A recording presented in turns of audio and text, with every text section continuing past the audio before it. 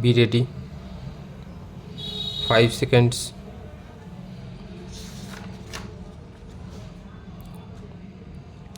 Start. Let me begin by extending sincere congratulations to the Prime Minister of Bangladesh, Her Excellency Begum Khalida Zia, on her election as chairperson of SARC. I also express my heartfelt appreciation to the government and people of Bangladesh for the excellent arrangements made for this historic summit. We have been overwhelmed by the warm and friendly hospitality extended to us since our arrival in Dhaka. I would also like to take this opportunity to express our sincere appreciation to the immediate past chair, Pakistan, for the unfailing commitment and zeal with which it pursued the revival of the SARC process. Our region has seen intense suffering caused by major natural disasters this year. Sri Lanka, Maldives, and India were victims of the tsunami in the early part of the year, and now Pakistan and India have suffered from a major earthquake which has wiped out entire towns and villages. We grieve for our citizens and fellow South Asians who lost their lives and resolve to continue to help others affected rebuild their lives. These disasters once again remind us of the need for forging even closer ties to enable us to pool our collective resources to deal with such calamities. This summit should evolve regional mechanisms for effective and timely cooperation in disaster relief and management. We have extended modest help to our neighbors in a spirit of solidarity and are prepared to do more. We are glad that India's offer to host the SARC Center for Disaster Preparedness has been accepted. Disaster management is an issue whose urgency compels us to address it with seriousness of purpose. The possibilities for meaningful cooperation range from early warning systems to relief and reconstruction. It is incumbent on us to do more in this area, drawing on existing experience in South Asia. For instance, I understand Bangladesh has developed innovative approaches for reducing the impact of disasters through community involvement in planning and risk management. The use of microcredit both for pre-disaster risk reduction and for post-disaster reconstruction and rehabilitation are cited as global best practices that are worthy of replication in other countries of South Asia. SARC is entering the 20th year of its existence.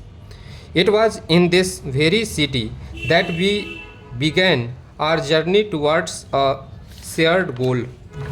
The vision of President helped move forward the idea of SARC, and it is only appropriate that we honor his memory at this summit with the first SARC award. At this point in SARC's journey, it is fair to ask whether in these 20 years we have done justice to that initial blueprint for regional cooperation. The honest answer is that regional economic cooperation in South Asia has fallen far short of our expectations. It remains far behind the more successful examples in both Asia and other regions of the world. I sincerely hope that SAFTA comes into force by January 1st, 2006, but even this will represent only a modest beginning in terms of our goal for regional economic integration. It is important that we assess South Asia regional cooperation in the larger Asian context. Today, ASEAN is evolving rapidly into a truly integrated economic community. Parallel to this intra-Asian integration is the broader movement towards economic integration in the context of the proposed East Asian Economic Summit. We are clearly witnessing nothing short of an Asian resurgence based upon the rebuilding of the pre-colonial arteries of trade and commerce that created a distinct Asian identity in the first place. My question is SAARC prepared to be an integral part of this emerging Asian resurgence, or is it content to remain marginalized at its periphery? If our region wishes to be a part of the dynamic Asia which is emerging in our neighborhood, then we must act and act speedily. It is our location at the crossroads of Asia that gave our subcontinent its unique civilizational attributes, the assimilative traditions in our culture, the adaptability of our people, and a boundless creativity that arises from a constant interplay of ideas.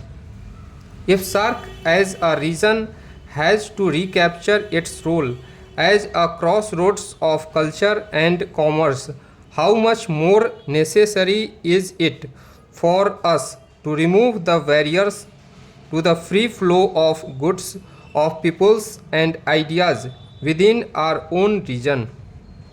We cannot be the crossroads of Asia but remain disconnected within our own region.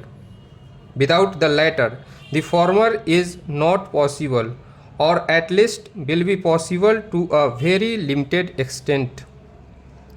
Ancient roads crisscross the subcontinent and link up with the seaports that were the gateways to the rest of the world. Are rivers from the waterways over which people and cargo traveled across the region, but those has not been developed. Stop.